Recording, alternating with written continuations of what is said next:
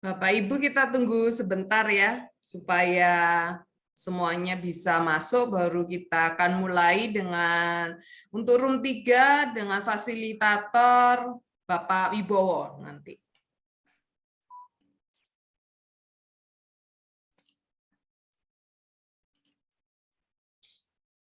Kita akan tunggu sampai jam berapa, Pak Wibowo? Serah Bu Enda lah, mau tunggu ya 1 menit lagi atau 2 menit, serah bebas. Oke, kita tunggu 1 menit lagi. Sudah 27 partisipan. 25 dikurangin 2. 28, 30. Banyak juga ya. Rame nih grup kita Bu Enda.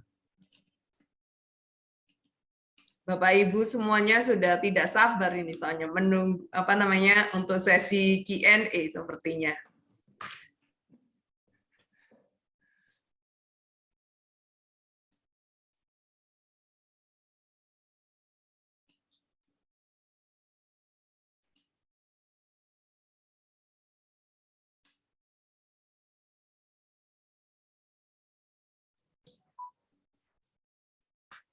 Oke, sepertinya kita mulai ya Pak Wibowo.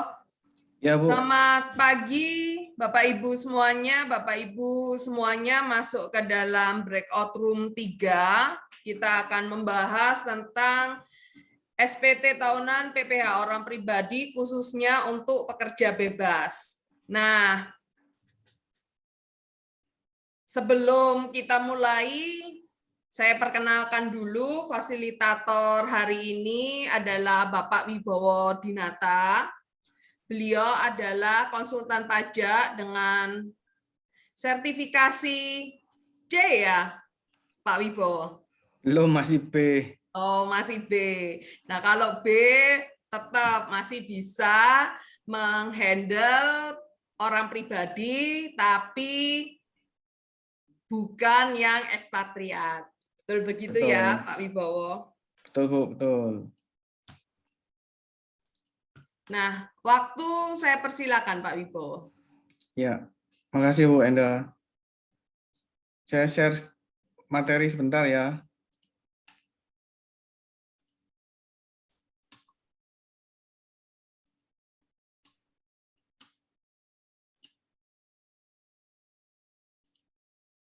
Hari ini kita belajar pengisian SPT orang pribadi dengan pekerjaan bebas.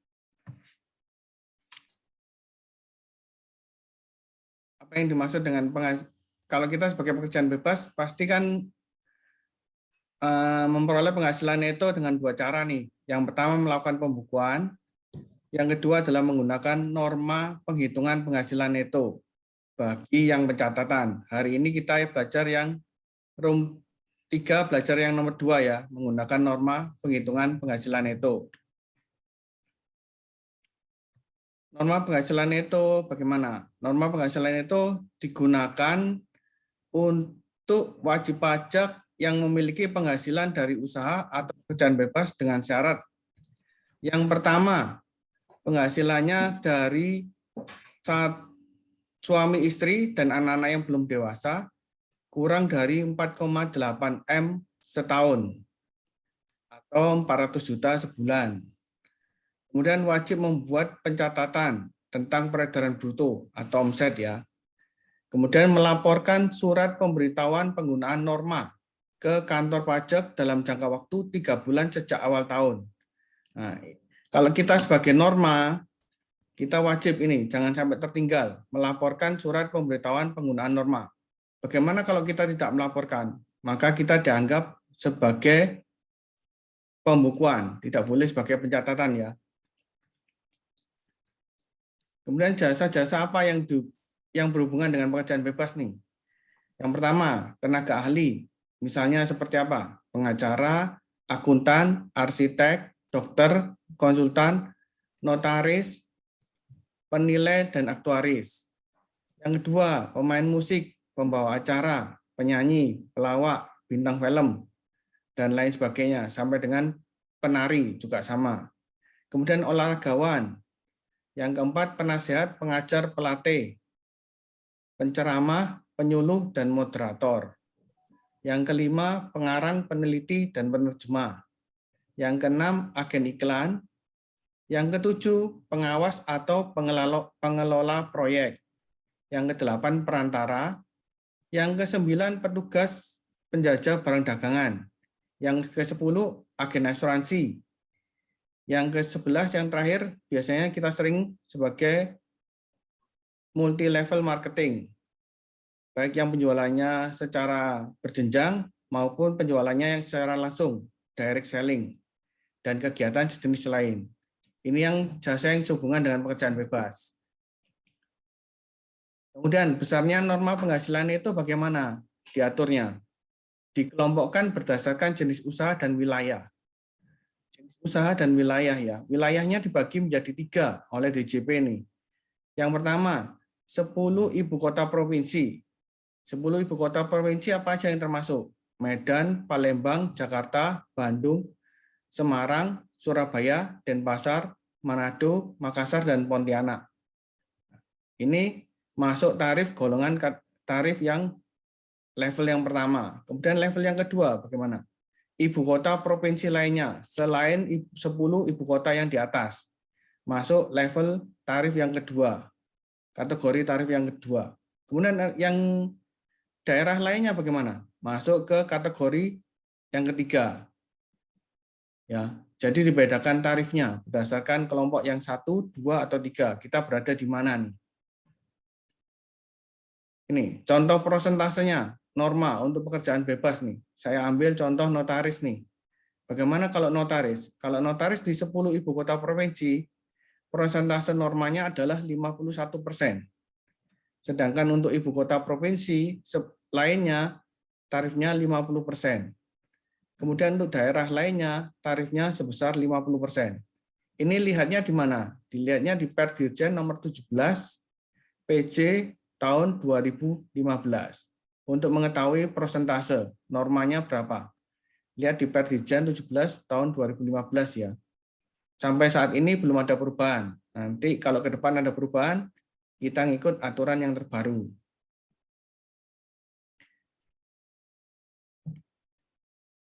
Ini yang kita selalu dengar PTKP, penghasilan tidak kena pajak, yang berlaku sampai dengan tanggal 31 Desember 2021. Jadi tahun pajak 2021 kita masih menggunakan PTKP yang ini. Oh, PTKP nggak berubah, masih tetap ya. Di Undang-Undang HPP pun masih tetap sama. Diri sendiri adalah 54 juta, tambahan status menikah 4.500.000, tambahan tanggungan anggota keluarga baik yang sedara, semenda, dalam garis keturunan lurus, anak angkat, maksimum hanya 3 orang yang boleh ditanggung oleh wajib pajak, yaitu masing-masing 4.500.000. Jadi kalau 3, 4.500.000 kali 3 ya. Dasar hukumnya PMK nomor 101, PMK 10 tahun 2016. Ini masih berlaku sampai dengan saat ini. Di Undang-Undang HPP pun tidak dirubah ya. Kemudian nih, kalau tarifnya ini yang berubah di Undang-Undang HPP. Tarif pajak yang saya tampilkan ini untuk tarif pajak sampai dengan tanggal 31 Desember 2021 ya. Lapisannya bagaimana cara menghitungnya? Lapisan penghasilan sampai dengan 50 juta itu dikenakan tarif 5%. Lapisan yang kedua di atas 50 juta sampai dengan 250 juta dikenakan tarif sebesar 15%. Kemudian di atas 250 juta sampai dengan 500 juta dikenakan tarif 25%. Di atas 500 juta dikenakan tarif 30%. Ini berlaku sampai dengan 31 Desember 2021. Jadi tahun pajak 2021 kita masih menggunakan tarif ini. Nanti kalau di tahun pajak 2022 berubah tarifnya ya. Bertambah 1 layer 35%. Sampai dengan di atas 5 miliar ya. Ini intermezzo aja. Kemudian yang berikutnya, tadi kan sudah dijelaskan tuh sama Pak Ali di depan. Sarana pelaporan pajaknya melalui apa nih? Melalui e-filing dan e-form. Dasarnya apa? Atau informasinya apa nih diganti? dari pengumuman nomor 5 PJ 09 tahun 2022. Terbitnya tanggal 15 Februari 2022. Jadi kita hanya bisa menggunakan dua ini, menggunakan e-form PDF dan menggunakan e-filing online. E-filing kan ini, e-filing tadi skemanya adalah untuk yang mengisi secara online. Nih, informasinya saya penutupan pelaporan SPT tahunan melalui aplikasi ISPT dilakukan secara bertahap. Yang pertama, jenis formulir SPT 1770, S, dan 1770, serta 1771 sudah ditutup. Per kapan tuh? Per 28 Februari 2022, pukul 4 sore. Jadi tadi Pak Ali menjelaskan kan, mulai 1 Maret kita harus menggunakan e-form PDF. Kemudian untuk jenis formulir SPT badan dalam satuan mata uang asing, mata uang dolar US, dan lampiran khusus wajib pajak migas, itu ditutupnya kapan? 30 akhir bulan ini, 30 Maret 2022, jam 5 sore ya. Ini saluran penutupannya. Jadi otomatis kalau kita belum lapor SPT saat ini, wajib menggunakan e-form PDF ya. Nih, tadi yang dijelaskan oleh Pak Ali, secara online kita hanya bisa menggunakan 1770 SS dan 1770S. Sedangkan yang melalui upload CSV sudah ditutup. Nih, discontinue per 28 Februari 2022. Tadi sama seperti yang dijelaskan Pak Ali di depan. Nih, saya tulis ulang. Keunggulannya apa nih e-form PDF? E-form PDF bisa digunakan di laptop Mac. Dulu kan nggak bisa tuh, sekarang sudah bisa. Nih. Kemudian memerlukan Adobe Reader versi 32 bit ya. Nih, saya jelaskan nih keunggulan e-form yang lama dengan e-form yang baru, e-form PDF yang baru. E-form yang lama berbentuk IBM. E-form yang baru berbentuk PDF. Kalau dulu kita menggunakan e-form yang lama, kita harus menggunakan format .xfdl. Kalau yang baru .pdf. Jadi lebih mudah. Kemudian yang e-form yang lama dibuka menggunakan IBM Viewer. Sedangkan e-form yang baru cukup dibuka dengan Adobe PDF Reader. Kemudian ya e-form yang lama token dapat dikirim melalui email. Hanya melalui email ya. Sedangkan e-form yang baru, kalau kita butuh token, bisa by email, juga bisa by SMS ya. Kemudian di e-form yang lama tidak terdapat fitur impor data. Bagaimana kalau harta kita banyak, sama bukti potong kita banyak? Kita harus input satu-satu. Sedangkan di e-form PDF terdapat fitur impor data melalui format CSV untuk data-data tabular seperti daftar bukti potong dan daftar harta. Ya. Kemudian di e-form yang lama tidak terdapat validasi NTPN dan PBK saat submit. Kalau yang baru harus ada validasi NTPN dan PBK, terdapat validasi. Jadi NTPN-nya kalau nggak valid, kita nggak bisa submit. Ya. Nih keunggulan yang terakhir tidak, kalau e-form yang lama tidak dapat dibuka di laptop Mac tuh. Kalau e-form yang baru bisa dibuka di laptop Mac. Karena kan sekarang banyak yang menggunakan laptop Mac nih. Nah, jadi DJP merubah nih bagaimana supaya kompatibel. Akhirnya dibuat e-form PDF. Nih, sama ya. Dokumen yang dibutuhkan untuk mengisi SPT tahunan apa aja tuh? Daftar kalau kita punya bukti potong pajak, kartu keluarga, daftar harta, daftar hutang, catatan omset per bulan, bukti penyetoran pajak PPh final. Saya tambahin lagi formulir pemberitahuan penggunaan norma penghitungan pajak. Dan yang terakhir bukti pelunasan pajak terutang jika SPT kita kurang bayar. Nih, tampilan kalau saat kita ngambil download e-form. Ini tampilan di mobile phone seperti ini. Yang sebelah kiri kecil ini mobile phone. Kemudian yang kalau PC dan notebook yang gambar yang kanan. Sekarang saya kasih contoh yang PC dan PC dan notebook nih, bagaimana nih? Ya. Kita harus login dulu melalui halaman DJP online. Kita masukkan NPWP, password yang kita punya dari DJP online, kemudian kode unik ini kita masukkan, kemudian kita klik login. Setelah login, kita akan tampilan seperti ini. Ada informasi, dashboard, profile, bayar, lapor, dan layanan. Kalau kita mau download e-form PDF, kita klik lapor nih. Diklik lapor. Setelah diklik, akan muncul tampilan seperti ini. Ada akan mengunduh e-form PDF atau mengisi langsung dari web. Kalau kita mau download pakai e-form PDF, klik yang e-form PDF nih, diklik. Setelah diklik, akan timbul tiga nih. Ada informasi tiga nih. Ada arsip, ada buat SPT, ada unduh Adobe PDF Reader. Kalau kita belum punya Adobe PDF Reader-nya disediakan nih oleh DJP, unduh dulu. Setelah itu kita klik buat SPT. Akan ditampil pertanyaan nih. Apakah Anda menjalankan usaha atau pekerjaan bebas? Klik ya.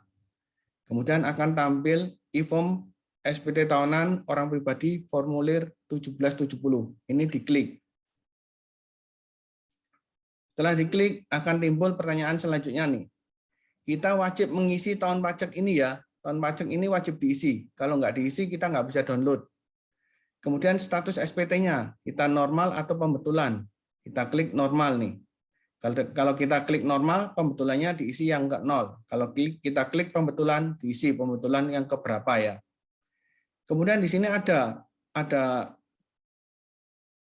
informasi atau yang bisa diklik hanya kirim token. Ini jangan diklik ya. Kalau kita klik ini, kita tidak download e-form-nya, tapi kita hanya minta token ulang. Nah, kalau kita mau minta lengkap bagaimana? Ini. Kita klik media pengiriman tokennya by email atau nomor handphone. Kalau kita mau download normal semua nih, token sama formnya, kita langsung klik permintaan. Nih ya, diklik kirim permintaan. Maka token dikirim ke email dan form PDF akan terdownload di komputer kita. Setelah terbuka, setelah kita download, jangan di-rename ya. Form PDF-nya jangan di-rename. Itu unik untuk dari DJP berdasarkan NPWP kita. Jangan di-rename. Kalau kita bukanya bagaimana? Kita tinggal klik kanan Open with Adobe Reader DC. Klik yang ini ya. Atau di double klik di sini bisa langsung. Kalau di sini klik kanan Open with Adobe Acrobat Reader. Setelah kita buka, akan tampil seperti ini. Yang pertama ditampilkan adalah 1770 Romawi 4 untuk harta. Nih. Yang wajib kita isi, ini otomatis terisi ya. Nama dan NPWP otomatis terisi. Kalau yang tombol kuning ini kita tidak bisa rubah. Kalau kita untuk mengisi harta, wajib mengisi yang ini. Yang kolom merah ini.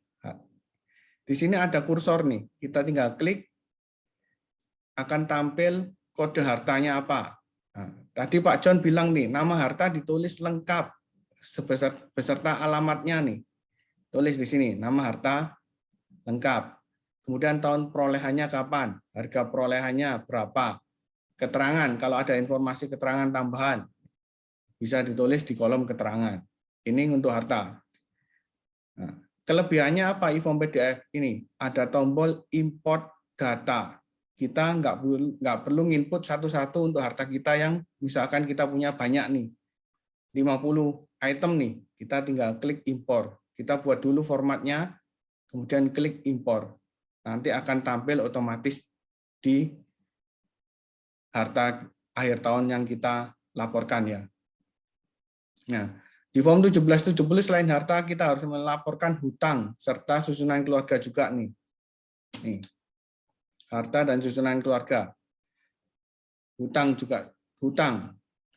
juga sama, ada impor data. Kalau kita punya hutang banyak, kita tinggal impor. Sedangkan kalau susunan anggota keluarga, kita nggak ada tombol impor. Kita wajib ngisi satu-satu dengan klik tambah ini ya. Nanti akan terisi di sini. Nama anggota keluarga, NIK, hubungan, dan pekerjaan. Itu wajib diisi ya. Ini untuk formulir 1770 Romawi 4. Saya lanjut ke 1770 Romawi 3 nih.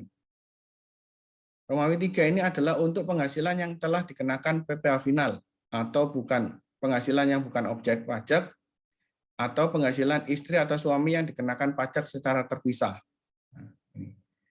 Bagian A ini adalah untuk pajak yang dikenakan penghasilan yang dikenakan pajak bersifat final. Nomor 1 sampai dengan nomor 16 kita isi manual ya di sini. Misalkan kita dapat bunga deposito tabungan. Setahun kita berapa brutonya? Diisi di sini, pajaknya diisi di kanan. Begitu juga dengan sama ya, kalau kita dapat hadiah undian ataupun kalau kita menyewakan tanah dan bangunan. Nih, diisi di nomor 9, sewa tanah dan bangunan. Kita menyewakan nilainya 10 juta, pajaknya 1 juta, diisi manual. Di sini nggak ada, kalau nggak di blok merah, kita ngisinya manual ya. Ini 1770 Romawi 3. Ini lanjutannya yang nomor 12 sampai nomor 16. Kalau kita terima dividen juga sama di nomor 14. Kemudian selanjutnya ini adalah penghasilan yang tidak termasuk objek pajak. Apa aja sih misalnya? Kalau kita terima sumbangan, hibah, atau bantuan, masukkan di sini. Nilainya berapa yang kita terima. Kalau kita terima warisan, ini masukkan di sini. Warisan bukan objek pajak. Kemudian bagian laba anggota perseroan komanditer yang tidak atas saham, masukkan di sini. Klaim asuransi kesehatan, kecelakaan kerja, masukkan di sini. Kalau anak-anak kita terima beasiswa, masukkan di kolom penghasilan yang tidak termasuk objek pajak, masukkan di sini. Serta penghasilan lain yang tidak termasuk objek pajak. Kemudian bagian C adalah penghasilan istri atau suami yang dikenakan pajak secara terpisah.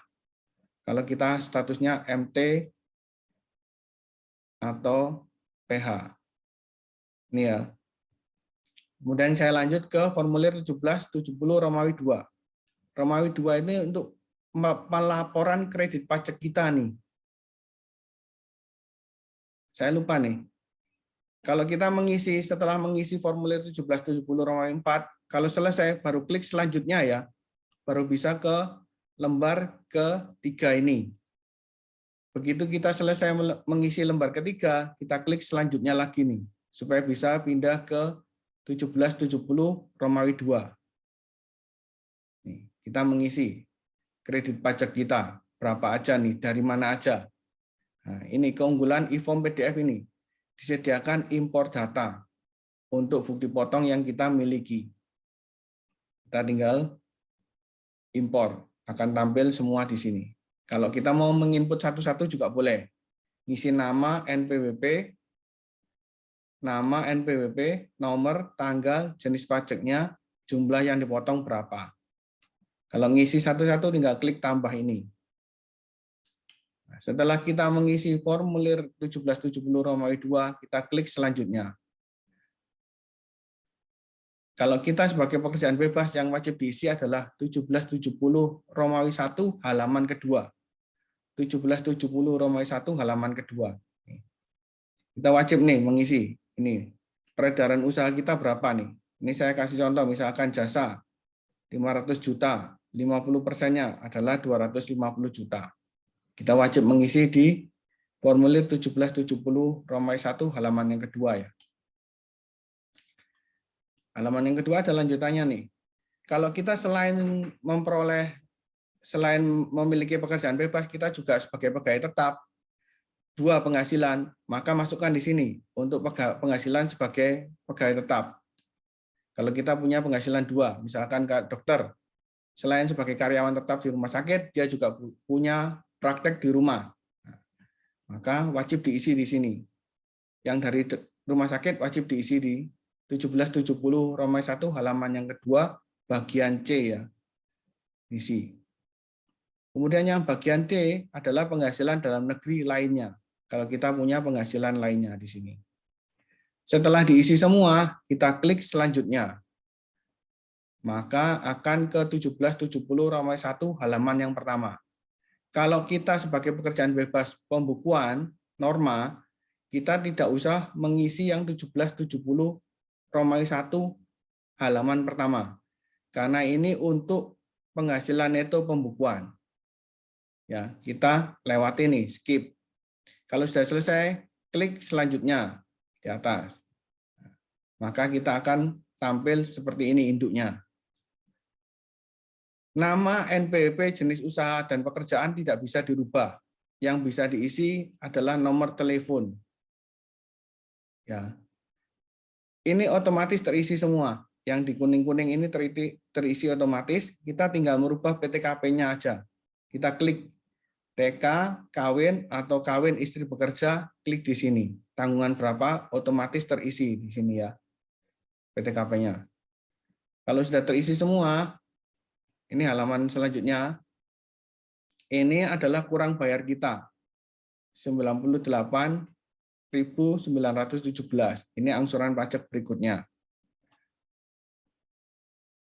Tanggal jangan lupa diisi supaya bisa klik selanjutnya. Kalau tanggal nggak diklik, oh ya saya lupa. Kalau ada kurang bayar kita harus menentukan dulu tanggal bayarnya kapan.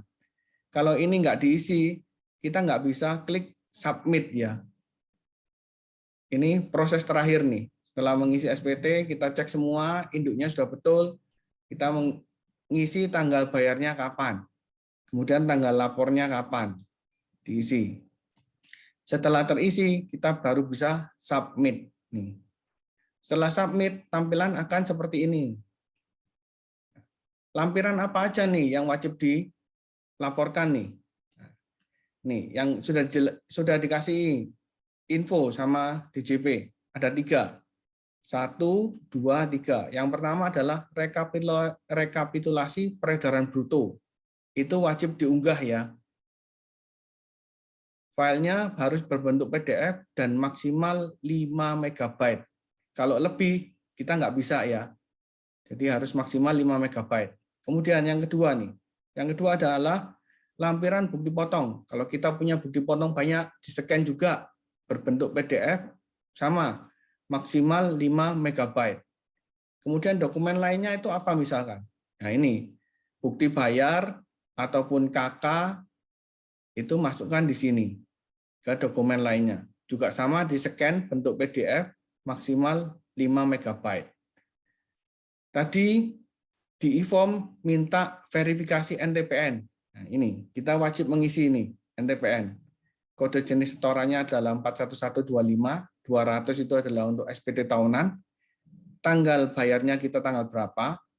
Nominal SSP-nya berapa? Ini NTPN kita isi di sini. NTPN yang dari bukti bayar kita. Ini wajib diisi untuk verifikasi. Kemudian setelah diisi semua, ini sudah upload, ini sudah upload, sudah unggah, sudah ngisi bukti bayar. Proses terakhir kita tinggal memasukkan kode verifikasi ini yang kita terima dari email. Setelah kita masukkan kode verifikasi, kita baru bisa submit. Setelah submit, apa yang terjadi nih? Kita terima bukti penerimaan elektronik. Begitu kita submit, submitnya ini harus posisi online ya. Begitu kita submit, kita akan nggak perlu masuk lagi ke DJP online. Kita langsung cek email. Masuk ke email nih. Bukti penerimaan elektronik Anda. Tahun pajaknya 2021, 1770, kurang bayar berapa, tanggal penyampaiannya berapa, ini nomor tanda terima elektroniknya keluar. Langsung cek by email ya, nggak perlu masuk DJP online lagi. By email langsung. Ini dikirim melalui e-filing@pajak.go.id. Nih, setelah bukti lapor kita terima, kita sah sudah lapor SPT tahunan 1770. Saya cuma mau menjelaskan nih lampiran apa, lampiran peredaran brutonya seperti apa nih. Nih, ringkasan pencatatan penghasilan bruto. Januari sampai Desember kita terima berapa? Dimasukkan, di total, nama wajib pajak, tanda tangan basah. Kalau ini masih butuh tanda tangan basah. Ini yang di-scan, dilampirkan di sini tadi. Ini ya, peredaran bruto. Ini contoh lampiran peredaran brutonya. Kemudian saya mau menjelaskan bagaimana kalau lapor norma pemberitahuan penggunaan norma. Lapornya bagaimana? Kita masuk ke DJP online tadi, kita pilih layanan. Layanannya harus KSBP ini. Bagaimana kalau KSBP kita belum muncul? Kita masuk ke dashboard dahulu. Dashboard, kemudian pilih ubah fitur, aktifkan KSBP-nya. Akan muncul KSBP. Setelah aktif, kita bisa lapor melalui KSBP. Klik layanan, pilih KSBP ya. Kemudian ini, kita klik pemberitahuan penggunaan norma, NPPN. Tahun pajaknya dipilih, tahun 2022. Kemudian klik cek data, maka di sini statusnya akan data ditemukan. Ini belum saya klik nih. Kalau sudah saya klik, ini akan muncul data ditemukan. Setelah data ditemukan, tinggal cetak BPS. Nih, kita sudah lapor pemberitahuan penggunaan norma. Tahun 2021, lapornya 16 Maret 2022. Kalau 2021. Kalau kita lapor tahun 2022, paling lambat akhir bulan ini ya. Diingat tadi 3 bulan awal tahun. Jadi kita harus 3 bulan penyampaian ini dulu supaya kita bisa menggunakan norma. Kalau kita nggak melaporkan ini, kita dianggap pembukuan ya. Jangan lupa bagi kita sebagai pekerjaan bebas nih. Terima kasih penjelasan singkat saya.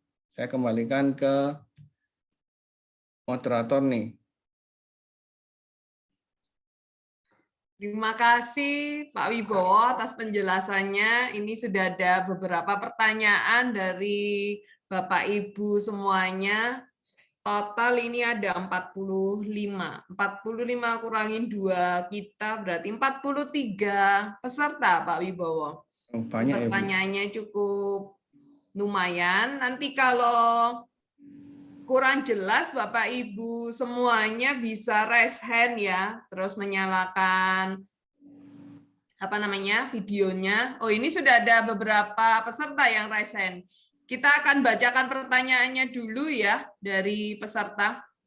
Yang pertama Ibu Wendy Aprianto, nanti tentang materi akan kita kirim lengkap. Kita akan kompilasikan dengan materi utama dari Pak Ali dan dari room lainnya juga.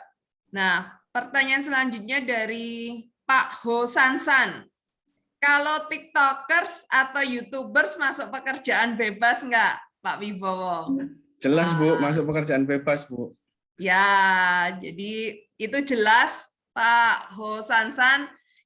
Kalau untuk YouTuber dan TikTokers itu mendapatkan penghasilan harus dilihat. Itu masuknya ke pekerja seni mungkin ya, jadinya. Ya, ada pilihan betul, normanya, mau pakai norma bisa, mau pakai pembukuan juga bisa. Karena ada beberapa pilihan untuk pekerja bebas. Sudah jelas ya Pak Ho Sansan. Nah, selanjutnya dari Ibu Sulani SH MKN. Maaf, bukannya untuk nomor 1 sudah 50%. Ini nomor 1 yang mana ya, Pak? Notaris tadi, Bu. Notaris tadi contohnya. Tadi ya? Iya. Nah, itu tadi slide-nya sepertinya 51%. 51%. Dari Bu Suliani bilang apakah tidak 50%?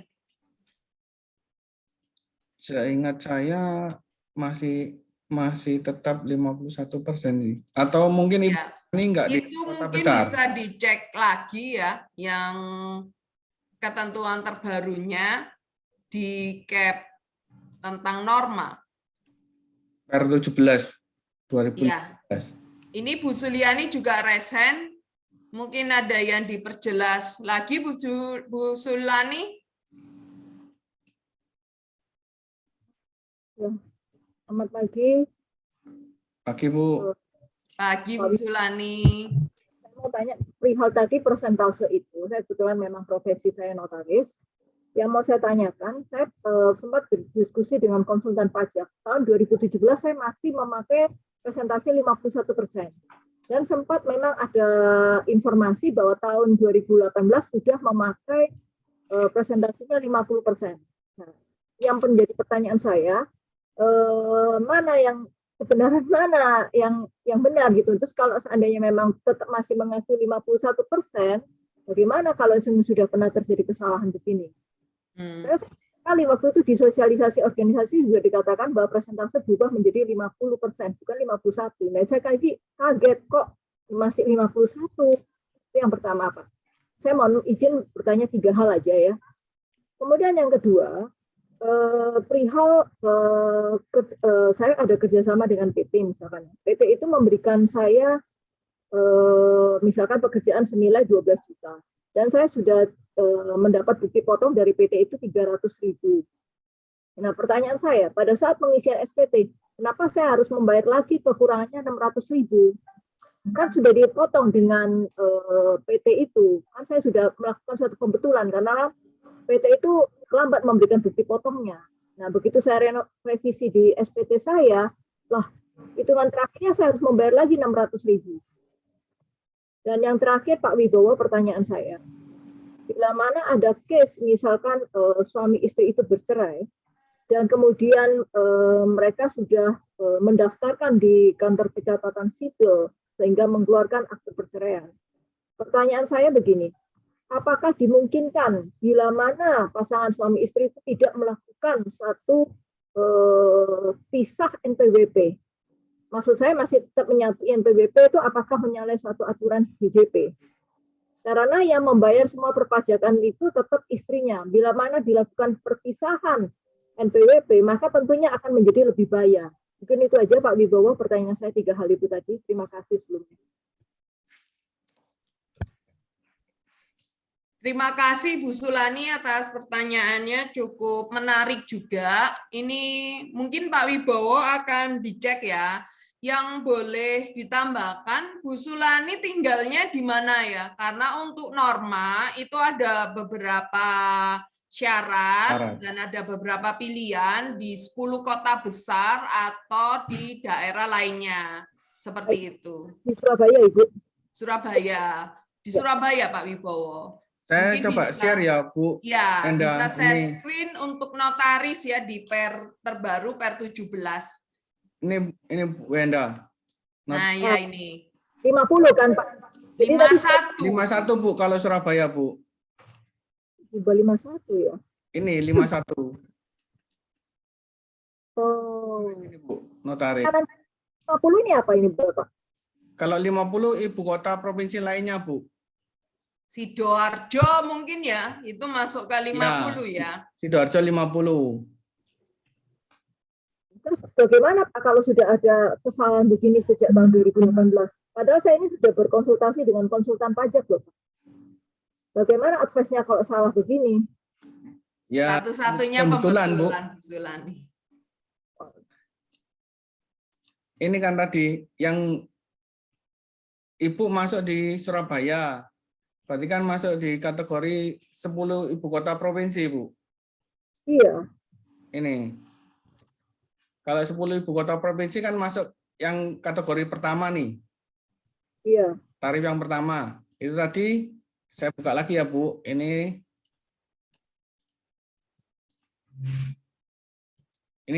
kategori pertama, ini 10 ibu kota provinsi. Ini ibu kota provinsi lainnya, ini daerah lainnya, Bu. Kalau Ibu masuk ke 10 ibu kota provinsi 51%, Bu. Ini notaris. Jasa hukum ya, Bu. Kodenya KLU-nya 69100. Kelompok ini mencakup usaha jasa pengacara, penasihat hukum, notaris. lembaga bantuan hukum dan hukum lainnya. Nih, masuk 51%, Bu. Sedangkan kalau saya ini konsultan pajak 50%, Bu.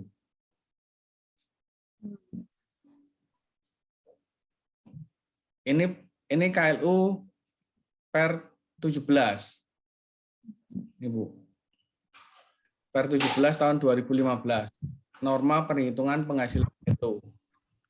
Nih, kan jelas kan, yang pertama adalah 10 ibu kota provinsi, yang kedua adalah ibu kota provinsi lainnya, yang ketiga adalah daerah lainnya. Ini, Bu. Seingat saya ada peraturan baru ya Pak ya, apa yang bagaimana? Saya pernah kok sekali itu disosialisasi oleh organisasi saya berubah 51 menjadi 50. Makanya saya cukup kaget gitu loh. Saya kan update juga peraturan, cuman saya salahnya tidak ngefile gitu loh peraturan ini dimaksud.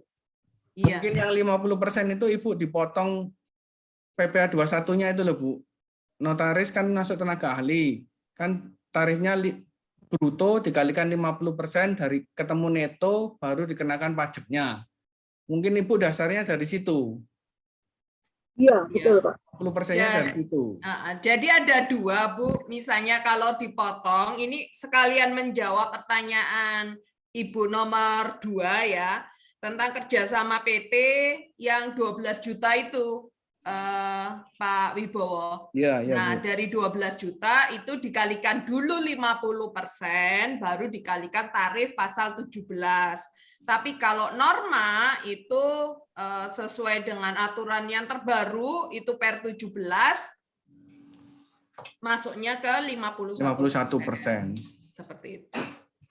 Ada jadi dua, Bu. bisa Kalau Ibu berlanjut ke pertanyaan nomor 2 ya Pak Wibowo ya, tentang bukti potongnya.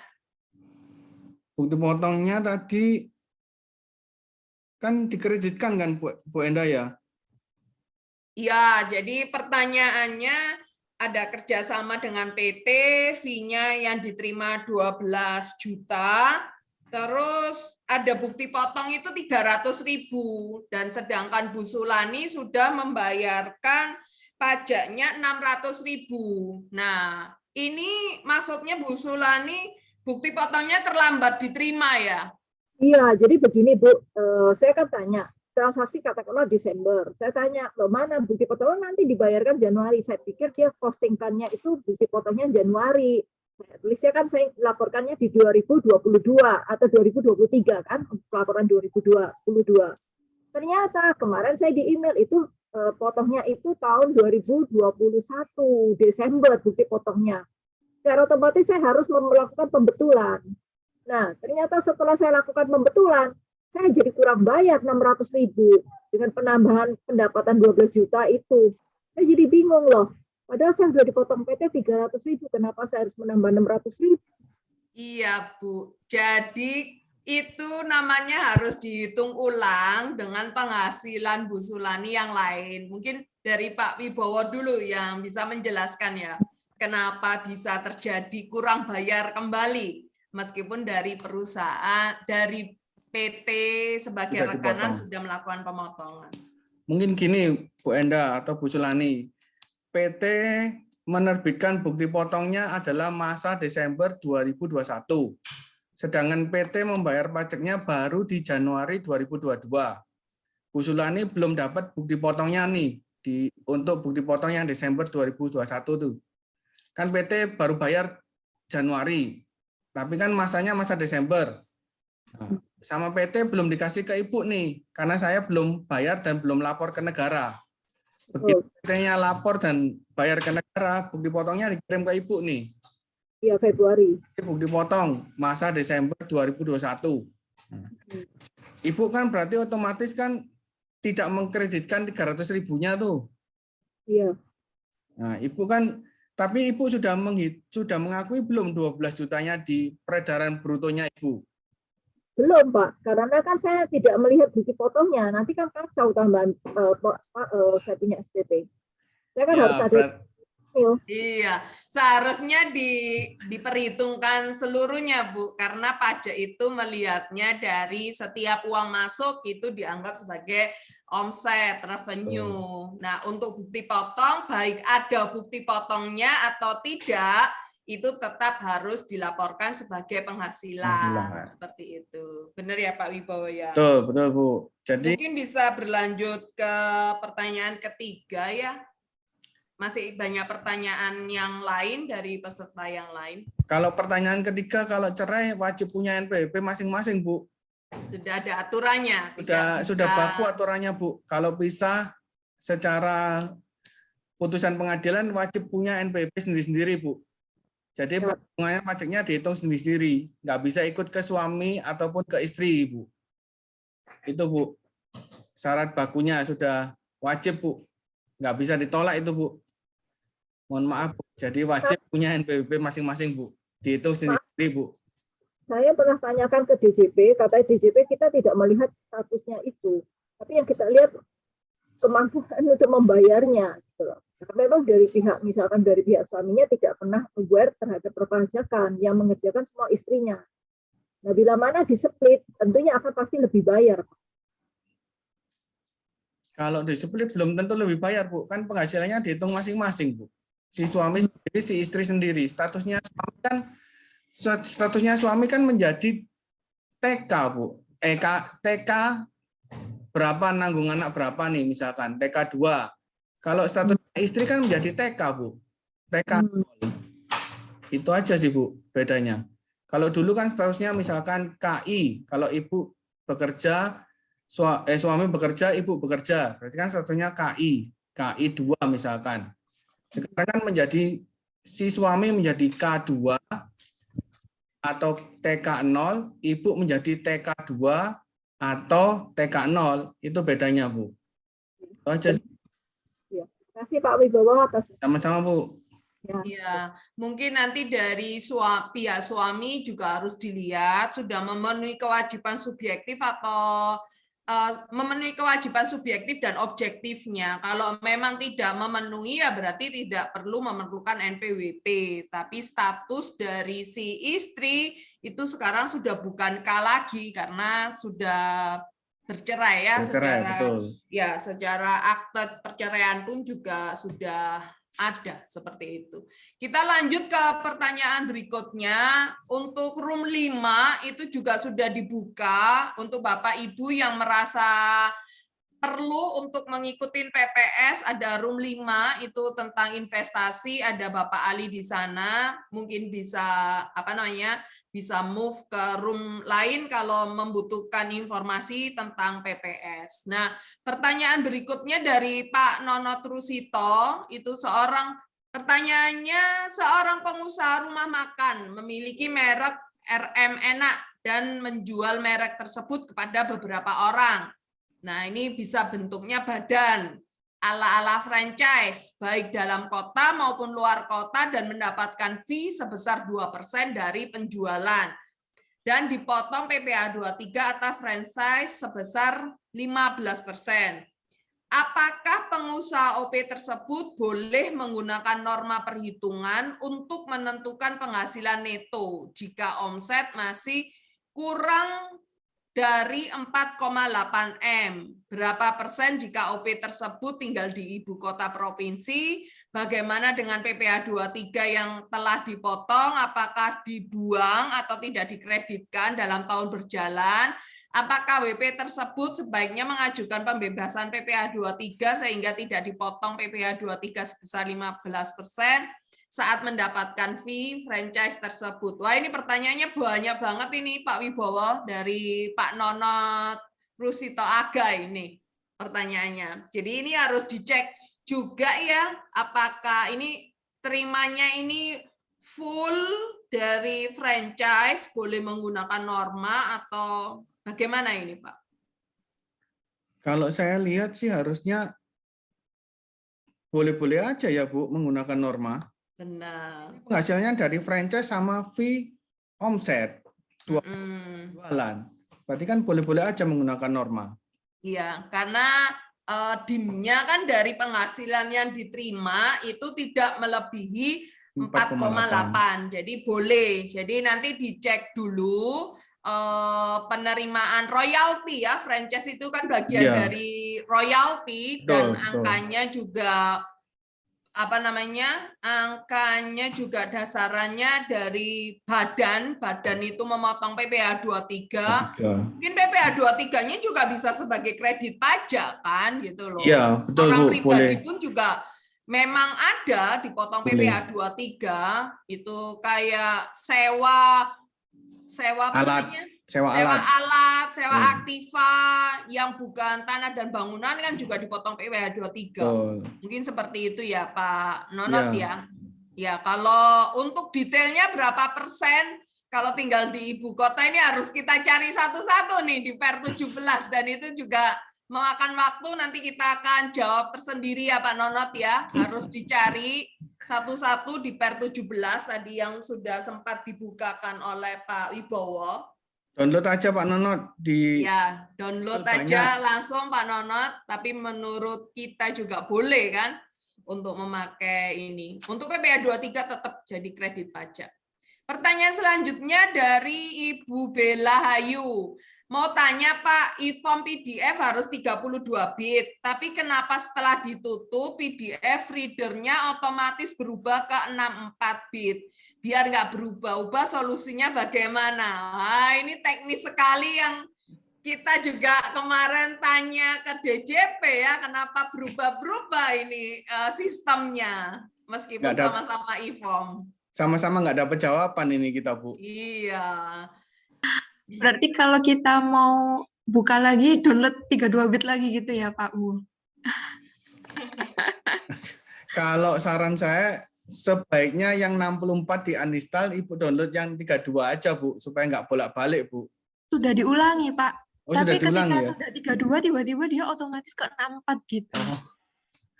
Wah, ini saya nggak bisa kasih solusi, Bu. Soalnya dari DJP pun kita tidak dapat jawaban pasti ini, Bu. Nah, kita kemarin juga tanya ke Instagramnya DJP juga kayak gitu sih, Pak. Iya. Nggak ada jawaban. Jadi mungkin, kemarin sih solusinya mungkin ke depan nanti akan diperbaiki mungkin, Bu, ya. Iya. Itu, Kita Bu. tunggu dari pusat untuk melakukan update-nya seperti apa. Oke, saya menunggu itu, Pak Bu. Sekarang saya tak pindah ke room 5 ya. Terima kasih. Ya, terima Tapi kasih, untuk Bu pelaporannya Bella. jangan menunggu ya, Bu, supaya nggak terlambat pelaporan SPT-nya. Iya, siap. Jadi uninstall, install lagi. Uninstall, install lagi, Pak. Sementara, Bu. Sementara, Bu. Harus ngalahi laptopnya, uninstall dan install ulang ya. Padahal rata-rata sudah 64 bit ini semua laptop. Terima kasih. Terima kasih Bu Bella. Selanjutnya dari mungkin ini kita ada yang apa namanya? Raise hand dari Pak Freddy Setiawan. Oh, Pak Freddy Setiawan ini juga bertanya tentang teknis nih. Bagaimana cara impor data, bentuknya apa yang diimpor datanya? Kalau yang diimpor kan cuma Pak Freddy masih unmute, Bu. Iya, Pak Freddy masih unmute. Ya, Bu, ini saya yang tadi menanyakan mengenai impor data ya. Bentuknya apa gitu impor datanya? Soalnya itu ada asetnya banyak gitu. Kalau kita input satu-satu agak lama gitu ya. Nah, kita ngimportnya pakai apa gitu? Masukin misalnya bentuknya apakah CSV, apakah Excel, apa gimana gitu. Supaya bisa masuk ke dalam si aset tersebut gitu. Terima kasih. Bapak ketik aja di Excel formatnya yang di e-form, kemudian di save bentuk CSV, Pak. Atau kalau Bapak pengen lebih mudah, download di pajak.go.id, Pak. Itu ada format import datanya e-form PDF, Pak. E-form PDF ya? Bentuknya CSV, Pak? CSV bentuknya, Pak. CSV, Pak. Saya masuk ke DJP online berarti ya? Ya, masuknya di pajak.go.id, Pak. DJP online. Kalau di DJP online nggak ada, Pak. Di pajak.go.id, Pak. Oh, gitu ya? Ya, formatnya CSV, Bapak buka di Excel biasa, nanti di-save ulang bentuk CSV, Pak. Supaya nggak berubah formatnya, Pak. Bisa diterima di e-form PDF-nya, Pak. Namanya apa ya, Pak ya? Di pajak.go.id-nya? Mungkin masuk aplikasi dulu ya. Aplikasi? Ya, aplikasi, Pak. Ada pilihan di aplikasi. Ada pilihannya, Pak. Bilangnya import data import data gitu ya? Import Iya. data. Iya, Pak. Oke, makasih banyak Pak. Akan Ya, saya coba. jadi masuknya bukan di DJP online kayak lapor itu bukan, tapi pajak.go.id. Ya. Terus nanti tinggal pilih, di situ ada menu, Ya. terus apa ya ini? Aplikasi. Unduh. Iya. Terus ada pilihan unduh, terus ada Ya. aplikasi perpajakan, nanti di situ Ya. ada pilihannya. Ada pilihannya, Pak, di situ, Pak. Yang Ya. mengenai import data ini ya, import data dari ini ya. Iya, Mungkin ada formatnya dari PDF, untuk ya. impor itu. Benar ya Pak Wibowo ya? Betul, Bu. Betul, Bu. Oke. Makasih Pak Wibowo. Sama-sama, Pak. Makasih. Selanjutnya ada pertanyaan dari Pak Agustinus Hartono. Selamat pagi Pak Wibowo. Bila suami dengan KLU jasa perorangan lain punya istri agen asuransi, maka pemberitahuan norma perhitungan neto pakai KLU yang mana? Terima kasih. Kalau Pakai saya dua. lapor dua-dua. Kalau saya lapor dua-dua, Bu. Benar. Lebih aman seperti itu. Pakai dua-duanya karena kan tarifnya juga bisa berbeda kan itu. Berbeda, betul. Di tata Ini cara lapor 2 penghitungan. kali. Nah, terimanya BPS-nya 2 kali. Itu Mbak Agustinus.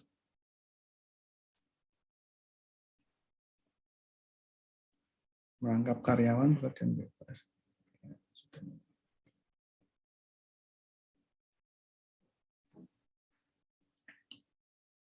Jika WP merangkap karyawan cukup.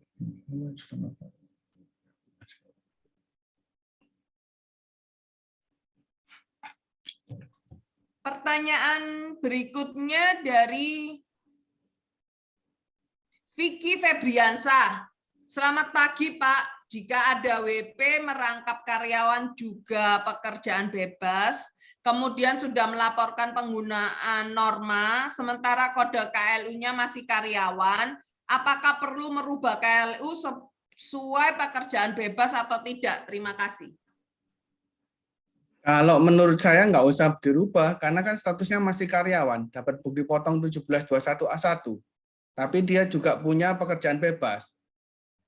Menurut saya itu dirubah sih, karena kan main income-nya dia kan dari karyawan. Sedangkan pekerjaan bebasnya kan adalah penghasilan tambahan dia.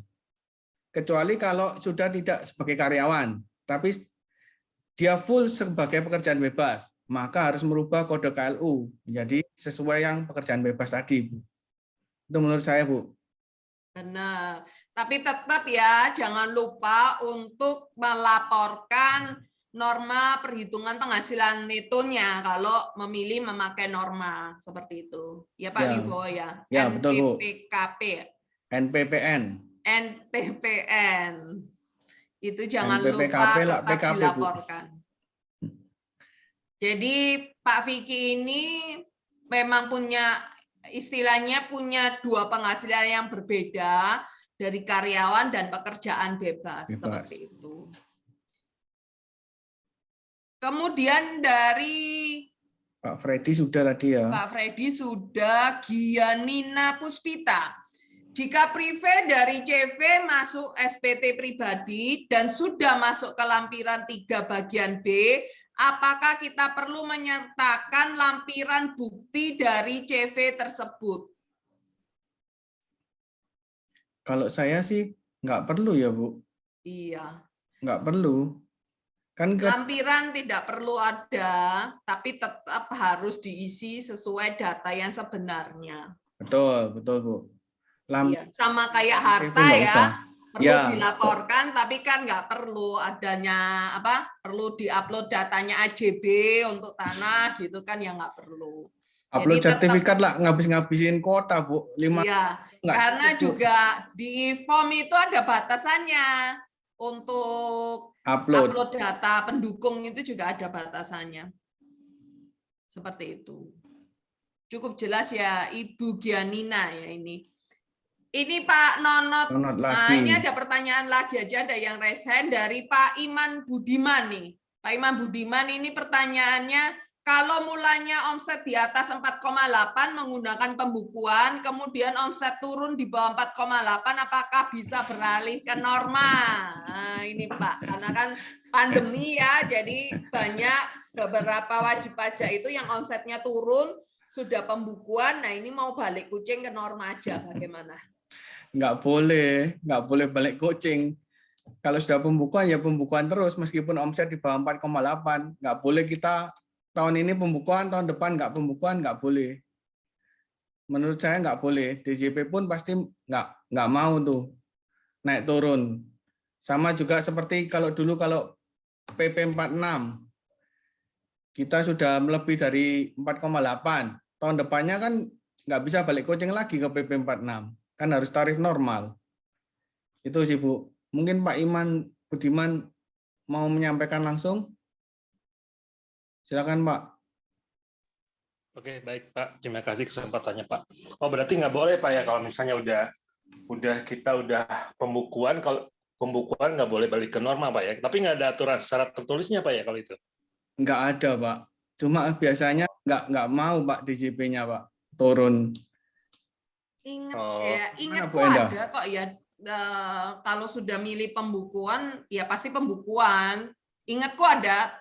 Kita nanti cek lagi Pak Wibowo di Undang-Undang KUP itu sama kayak kita PKP, tapi habis itu omsetnya di bawah 4,8 ya tetap aja apa namanya? Kewajibannya harus melaporkan PPN gitu ya. Benar. Jadi sama kayak kalau sudah pembukuan ya seterusnya jadi pembukuan.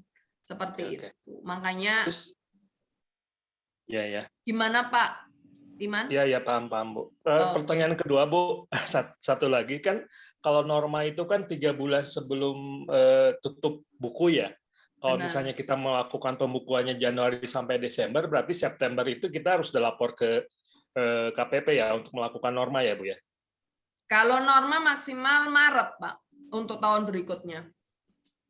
Oh, jadi kalau misalnya tahun buku 2021 maksimal penyampaian, bukan penyampaian SPT-nya, tapi pemberitahuannya untuk menggunakan norma itu Desember atau Maret? Desember mungkin ya. Kan 3 bulan sebelum tutup buku atau gimana? 3 bulan sebentar ya Pak. 3 bulan setelah tahun berakhir. Setelah tahun berakhir Pak. Jadi ya untuk berlaku. Jadi 2021 berakhirnya ya Maret 2021. Oh, pemberitahuannya itu sekalian pengisian SPT berarti ya? Iya. Jangan sampai lewat Maret pokoknya Pak. Kunci pelaporan SPT tahun pajak Pak. Jangan sampai lewat dari Maret udah otomatis harus pembukuan Pak ya, gitu. Betul. Oh, dan itu tiap tahun seperti itu ya. Pada saat kita terlambat Maret itu otomatis harus pembukuan seterusnya dong ya. Iya. Oh, iya. Oke. Terima kasih Bu sudah paham. Terima kasih. Selamat siang Bu. Sama-sama Pak. Sama-sama. Selanjutnya, nah ini ada Ibu Imelda. Ibu Imelda juga resen juga. Tapi juga ada sudah mengetik pertanyaan. Ibu Imelda, maaf saya tadi miss. Apakah sudah dibahas atau belum mengenai bukti potong 1721 kolom 4 untuk pekerjaan MLM dimasukkan ke lampiran 1772 atau 1771 bagian C saja. Kemudian untuk penghasilannya masuk di 1771 bagian B pekerjaan bebas. Ini untuk pengisian SPT khususnya MLM Pak Wibowo. Iya. Kalau bukti potongnya masuk di 1770 Romawi 2. Penghasilannya masuk di 1770 Romawi 1 halaman kedua bagian C. Brutonya berapa, normanya berapa, netonya berapa. Ya, dan perlu ditambahin juga untuk MLM itu ada, seingat saya ada 2 norma. Jadi tergantung Bapak Ibu itu terima penghasilan MLM-nya dapat dari penjualan atau dapat dari fee-nya, dari bonusnya seperti itu. Jadi perhitungannya beda dan ini ada aturan tersendirinya khusus untuk MLM. Betul Bu. Seperti itu. Tapi kalau di bukti potongnya itu dipotongnya 50%. 50% itu ini ya, apa namanya? Istilahnya apa Bonusnya. ya Pak Wibowo itu ya 50% DIM-nya ya. Jadi Iya, dari dimnya betul Bu. pelajaran brutonya dipotong 50% untuk Itu bukan dipotong, tapi dikalikan dulu 50% untuk menghitung netonya baru kali tarif. Jadi tarifnya progresif seperti itu. Nah, nanti dari perhitungan MLM-nya kan kalau MLM itu di kota besar juga tarifnya kan ada 50% ya. MLM ingat saya itu 50% sama 30% tergantung kondisinya. Seperti itu. Kemarin saya sempat tanya ke kantor pajak, itu untuk penghasilannya ikut yang bagian B, dimasukkan yang di bagian pekerjaan bebas. Saya tanya ke Ya, KPP. benar. Penghasilannya memang masuk ke penghasilan pekerjaan bebas. Tapi itu ada dua ada dua penghasilan yang didapat. Dari penjualan barang MLM atau dapat dari Bonus. bonus seperti itu, Bu Imelda. Oh, gitu. Terus berarti dimasukkan di bagian B-nya ya, bukan yang di bagian C ya untuk penghasilannya. 1770 Romawi 1 halaman 1 bagian B. Bentar Bu. Ini Bu, saya buka ya Bu. Iya. 1770 Romawi 1 halaman. Nah, ini Bu. 1770 Romawi 1 halaman. Ini Bu, 1770 Romawi 1 halaman kedua bagian B. Betul Bu, bagian B. Bagian B. Terus selain pekerjaan yang MLM, dia kita juga sebagai direktur di sebuah PT. Nah, kalau direkturnya masuk ke bagian gaji. Kalau direkturnya bagian C, Bu. Betul. Oh. Ini penghasilan neto dalam negeri sehubungan dengan pekerjaan. Ini bukti potongnya direktur. Bukti potongnya dua-duanya masuk di halaman 2 berarti ya. Nih, bukti potongnya masuk di sini semua, Bu. Iya, bukti potong masuk ke dua seluruhnya. Tapi nanti apakah sinkron untuk PPh-nya nanti? Harus dihitung ulang, Bu, itu. Dan pasti sinkron. Oh, gitu. Dan ya. pasti kurang bayar, Bu. Pasti, Bu. Iya. Oh, gitu ya. Oke ya, terima kasih banyak. Sama-sama, Bu. Pasti kurang bayar dan ada PPh 25-nya, Bu, untuk tahun berikutnya. Itu pasti kalau ada dua penghasilan. sumber penghasilan. Oh, gitu. Ya, oke. Ya, makasih ya. Ya, sama-sama Bu Imelda. Selanjutnya ada pertanyaan dari Pak Yusrizal, Pak mau tanya, untuk pekerjaan bebas memiliki penghasilan dari pekerjaan bebas 3M, penjualan barang dagangan 3M, 3M ya maksudnya. Apakah saya sudah harus 3M jumlah omsetnya? Ya, omsetnya 3M. Gara-gara banyak beli masker 3M jadi 3M masker atau apa ya? Untuk pekerjaan bebas memiliki penghasilan dari pekerjaan bebas 3M, penjualan barang dagangan 3M. Apakah saya sudah harus PKP? Harus.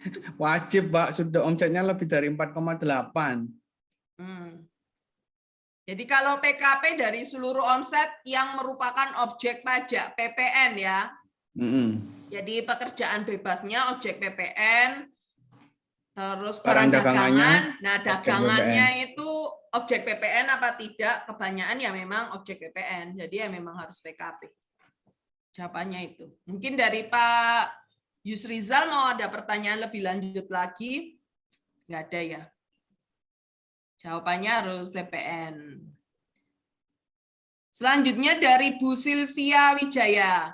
Yang pertama, jika tahun 2021 belum lapor normal lewat KSWP, bagaimana membuat laporan tahunan? Apa boleh pakai norma? Yang kedua, jika seorang istri karyawan dan konsultan, NPWP gabung dengan suami, karyawan punya penyertaan di CV. Pelaporannya bagaimana? Pakai 1770 atau 1770S? Pertanyaan yang pertama berat ini Bu jawabnya, Bu. Ya, Kalau kalau sesuai peraturan nggak boleh ya Pak. Harus iya, kalau menurut membuktikan. aturan nggak boleh. Tapi berhubung ini kita diskusi sendiri, ya anggap aja boleh. Ya, Hanya nggak boleh seharusnya. ya, kalau sesuai peraturan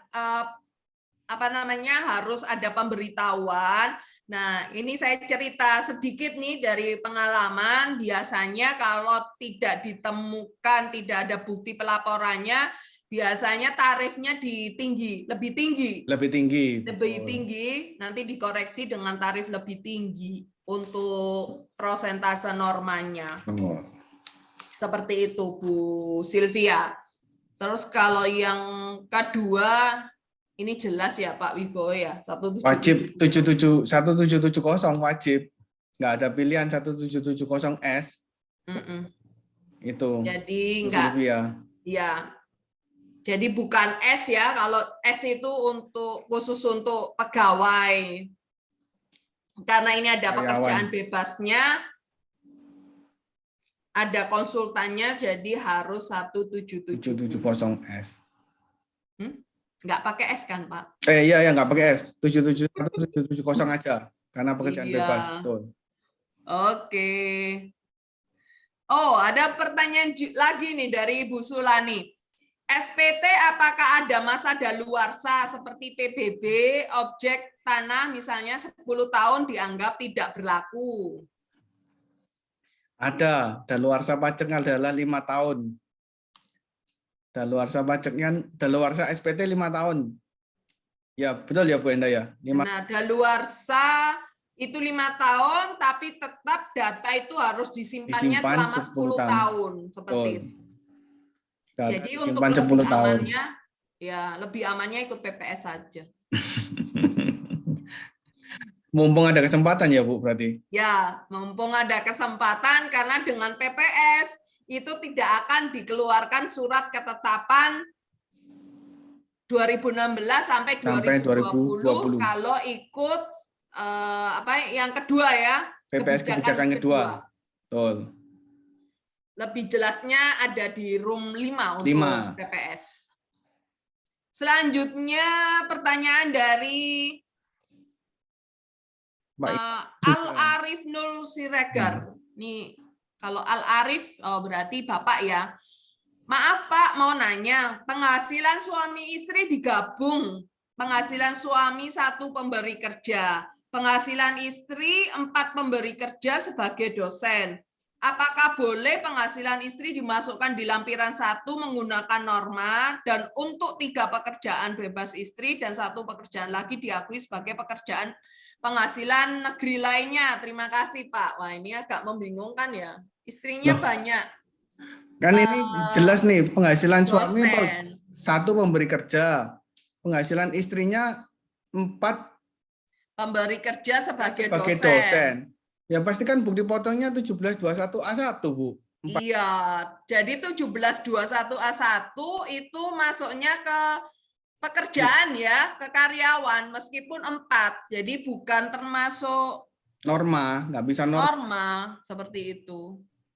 Karena pekerjaannya kan tetap ya, jadi dosen kan berarti dosen tetap di 4 universitas. Gitu. Kecuali kalau bukan dosen tetap ya Bu? Iya, kalau bukan dosen tetap, mungkin sebagai dosen luar biasa. Luar biasa itu bukti potongnya juga masuknya ke tenaga ahli. Kayak kita ini bukti potongnya tenaga ahli baru itu masuk ke pekerjaan bebas. Seperti itu. Iya. Jadi kita harus lihat dulu ya. 4 pemberi kerja sebagai dosen di 4 universitas ini sebagai apa itu harus jelas dulu seperti itu. Tapi kalau dosen tetap harusnya sih masuknya ke terima bukti potongnya 1721A1. Seperti itu. Cukup jelas ya. Pak Nonot pindah ke room 5, oke. Tadi Pak Nonot tadi, Bu, Arif yang juga ketinggalan. sudah oke. Sudah pertanyaannya sudah habis, Pak Wibowo. Oh iya, ya Bu. Ya, mungkin ada yang bisa ditambahkan dari Pak Wibowo. Ya, saran saya sebetulnya lapor SPT sesuai penghasilan yang kita dapat. Kalau pekerjaan bebas ya sebagai pekerjaan bebas, kalau karyawan ya masukkan sebagai penghasilan karyawan seperti punya Pak Al Arif tadi, masukkan sebagai karyawan.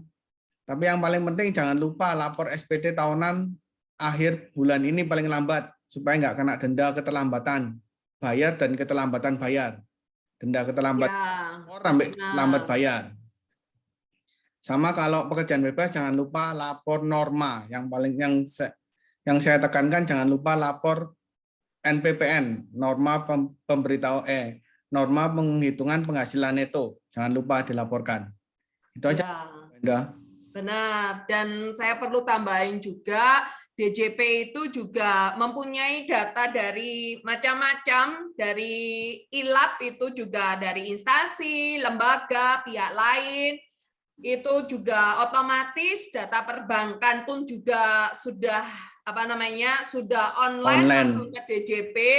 Jadi yang namanya penghasilan itu adalah setiap tambahan kemampuan ekonomis. Bukan hanya yang terima bukti potong saja yang dilaporkan. Jadi nggak matching antara bukti potong dengan total penghasilan. Ya, karena ada beberapa yang bukan sebagai pemotong pajak. Jadi untuk beberapa orang pribadi itu bukan sebagai pemotong pajak, perlu diingat. Jadi yang untuk pekerja bebas, yang namanya omset itu adalah seluruh penghasilan. Jadi hadiah itu pun juga masuk dalam kategori penghasilan.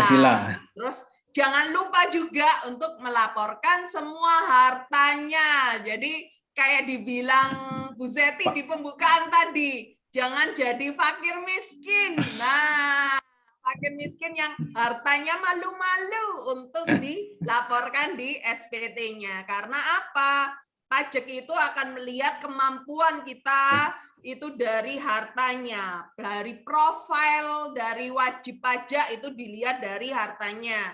Makanya kenapa ada yang namanya program TPS, pengungkapan sukarela. Dengan caranya apa? Mengungkap hartanya yang ada itu dengan tebusan dari harta yang dimiliki. Ini ada pertanyaan lagi dari Pak Iman, ada yang ditambahkan? Pak Iman raise hand. Iya Bu, selamat. Oh, satu lagi Bu, izin pertanyaan tentang KUP Bu. Kalau misalnya gini Bu, ya mungkin agak sedikit di luar tema Bu ya. Kalau misalnya pemeriksaan itu apakah melihat misalnya apakah pemeriksaan itu bisa dilakukan atas tahun buku yang 10 tahun ke belakang, atau taruhlah misalnya kita ikut teks amnesti, apakah ada batasan nggak Bu? Misalnya tahun 2030 itu bisa nggak periksa tahun 2020 gitu, 10 tahun ke belakang gitu misalnya. Itu yang diinin, apakah hanya 5 tahun ke belakang aja yang bisa diperiksa? Itu aja sih. Terima kasih Bu. Ibu, Bapak ikut PPS nggak Pak? Oh enggak sih, enggak. Saya sih karyawan. Masih ada kesempatan karena sampai bulan Juni. Nah, pertanyaan yang penting lagi sih, sudah ikut TA atau belum di tahun 2016 kemarin? Ya sudah sih, ya. Kalau TA sudah Pak Wibowo. Kalau TA sudah berarti kan yang bisa diperiksa kan 16 ke atas Bu. Iya benar. 16 ke atas Mbak. Daluarsa pajak pemeriksaan sih 5 tahun Mbak. Jadi nggak bisa 10 tahun ke belakang, nggak bisa, hanya 5 tahun ke belakang Pak. Oke, oh berarti kalau misalnya taruhlah tahun sekarang tahun 2030 misalnya Pak, berarti maksimal yang dapat diperiksa itu sampai tahun pembukuan 2025 dong ya? Nggak bisa 2024 gitu? 2024 Pak. Ya, tapi harus diingat data itu tetap disimpan selama 10 tahun. Nah, kalau misalnya ditemukan data temuan lain, ya bisa dibuka juga.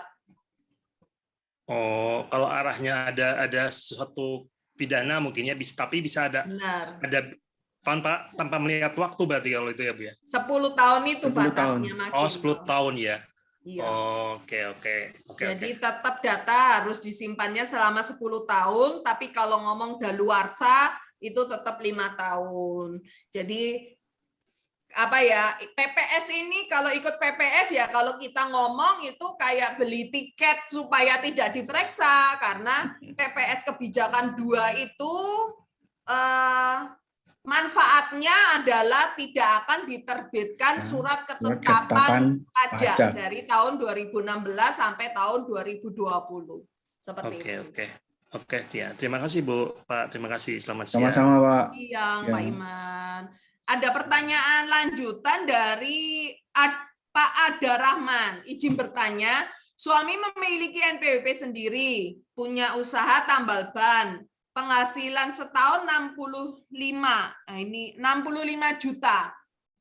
Istri memiliki NPWP sendiri, buka usaha catering, penghasilan setahun 35 juta. Berapa tarif PPh SPT tahunannya? NPWP-nya sendiri. Berarti MT ya, Bu? Ya, berarti MT ya, Pak. Jadi penghasilannya harus digabungkan. Digabung harus dulu, dihitung ulang. Mungkin tadi formnya PHMT belum di-share ya, Pak Wibowo ya? Belum. Sebentar. Ya, ada. Jadi kalau ngomong tarif PPh-nya itu harus digabungkan. Total penghasilan dari suami itu setahunnya 65 juta, terus penghasilan istrinya totalannya berapa, dihitung ulang dengan persentase tertentu. Jadi dimasukkan ke kolomnya. Pak Wibowo bisa share screen untuk form PHMT-nya. Jadi dihitung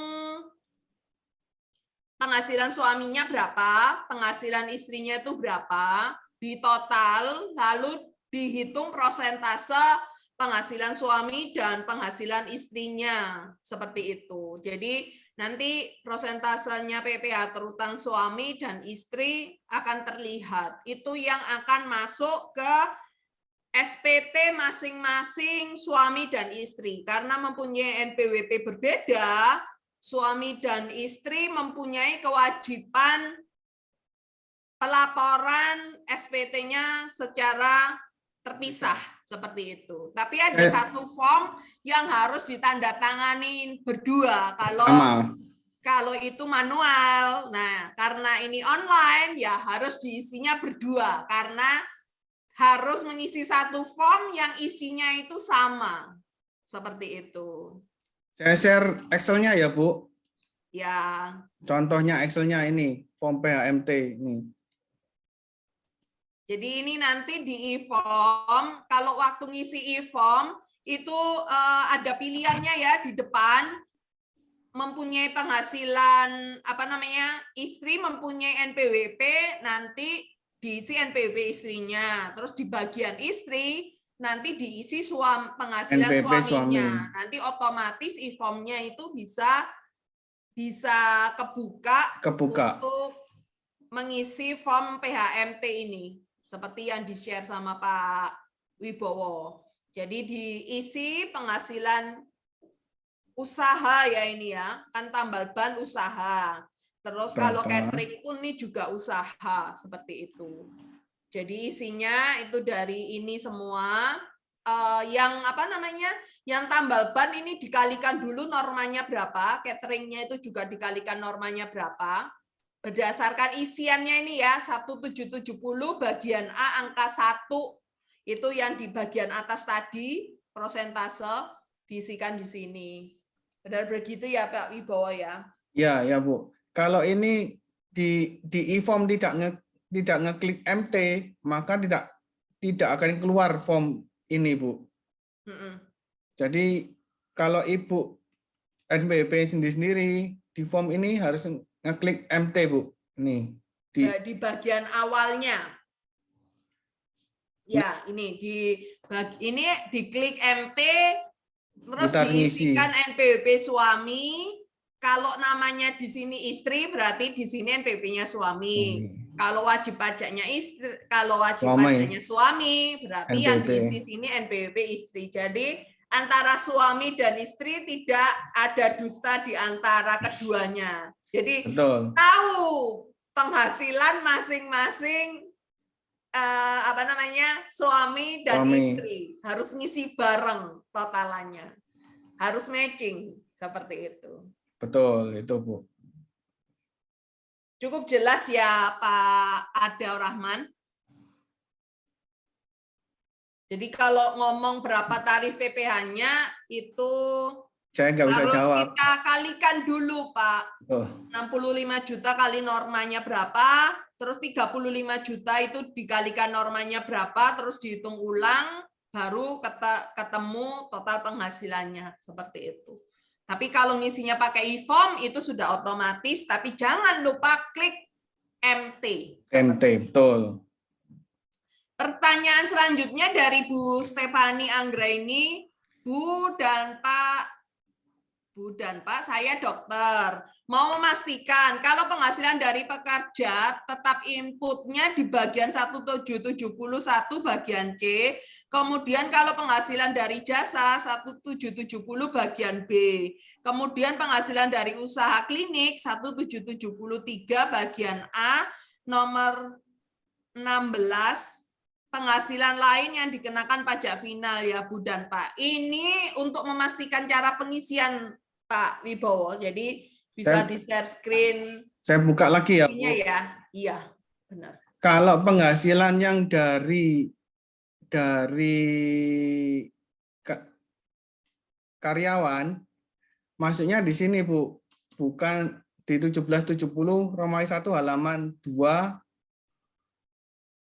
yang ini, bagian C. Kalau bukti potongnya 1721A1 sebagai karyawan tetap. Maksudnya di sini. Kalau penghasilannya yang dari praktek atau pekerjaan bebasnya, dari praktek di rumah ataupun praktek di kerja sama dengan rekan, masukkan di sini 1770 Romawi 1 halaman 2. Pekerjaan bebas, misalkan dokter, masukkan di sini. Tarifnya normanya berapa, dihitung di sini. Bukan di tadi Ibu bilang di 1770 Romawi 3 angka 16 ini. Ini adalah PP 46, Bu.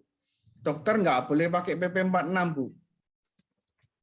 Jadi nggak bisa masuk di sini. Ini khusus yang dagang. Kalau Ibu dokter kan nggak bisa masuk PP 46, Bu. Kalau dokter masuk sebagai pekerjaan bebas, seperti yang tadi. Nih. Jasa sehubungan dengan pekerjaan bebas. Tenaga ahli, kita tergolong tenaga ahli, Bu. Pengacara, akuntan, arsitek, dokter, konsultan, notaris, penilai, dan aktuaris. Jadi nggak bisa masuk sebagai PP 46. Jasa kita. Itu aja sih, Bu. Jadi masuknya di 1770 Romawi 1 halaman kedua, bagian C, untuk penghasilan dari rumah sakit. Ini penghasilan dari rumah sakit masukkan di sini. Bagian penghasilan dari praktek masukkan di 1770 Romawi 1 halaman kedua. Pekerjaan bebas. Jasa dokter masukkan di sini. Itu sih, Bu Enda. Ya, klinik pun juga bisa masuk ke sini kan? Sama. Klinik juga masuk di sini. Ya. Klinik juga masuk ke sini juga. Cukup jelas ya Bu Stefani. Selanjutnya ada pertanyaan juga dari Pak Yusriza lagi. Pak izin tanya lagi, mewakili teman saya yang bekerja di Kamboja.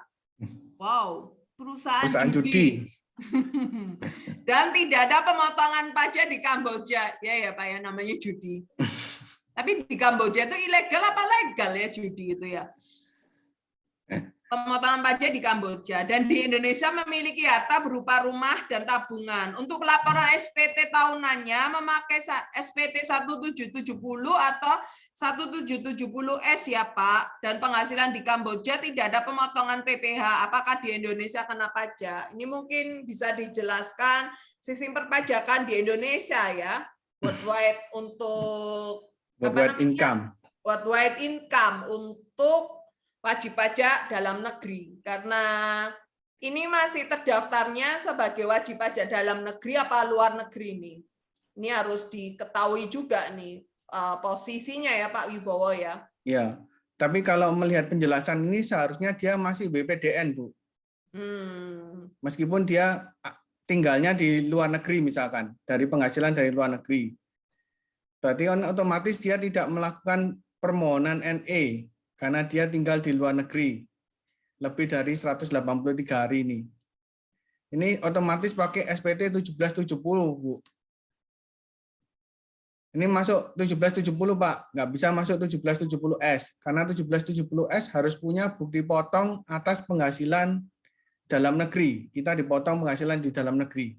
Kalau kita dapat penghasilan dari, misalkan kita kerja di perusahaan judi dan punya penghasilan dari perusahaan tersebut, maka kita harus pakai 1770 biasa. Nggak boleh pakai 1770S. Karena kita nggak punya bukti potong. Dan itu masuk di kolom, kalau menurut saya masuk penghasilan lainnya sih, nggak bisa masuk penghasilan norma. Karena kan penghasilan dari luar negeri, masuk apa tuh kategorinya? Kalau menurut saya. Mungkin Bu Enda ada tambahan? Iya. Kalau menurut saya ya, itu jadi kayak hadiah ya, jadi masuk ke penghasilan lainnya. Kalau ikut norma itu kan harus merujuk ke usaha apa yang diatur di norma di Per 17 Per 17. Itu masukan yang dapat kita. Dan usahanya kan harus di Indonesia, Bu, kalau pakai norma, Bu. Iya, benar. Ya ini betul, menurut Bu Enda, masuk sebagai hadiah, penghasilan lain-lain. Itu Pak Yusri Sal, mungkin ada pertanyaan lagi yang lain, mungkin, atau kita mau mendengarkan penjelasan di room 5, atau ada lagi yang mau bertanya nih, silakan nih, bagaimana? Iya. Kalau di room 5 itu lebih ke investasi ya, jadi investasi tentang harta juga, tentang PPS juga. PPS juga, lebih detail di sana mungkin. Lebih detail di sana perlunya untuk ikut PPS. PPS yang sekarang ini ya, Bu? Benar. Yang tadi Pak John sampaikan. Ini adalah kesempatan ya Pak Wibowo ya. Iya, tadi Pak John kan bilang kesempatan langka kan, Bu, nggak mungkin ada lagi. Iya, kesempatan langka karena ini DJP yang terus terang negara pun juga membutuhkan banyak dana. Jadi kenapa ini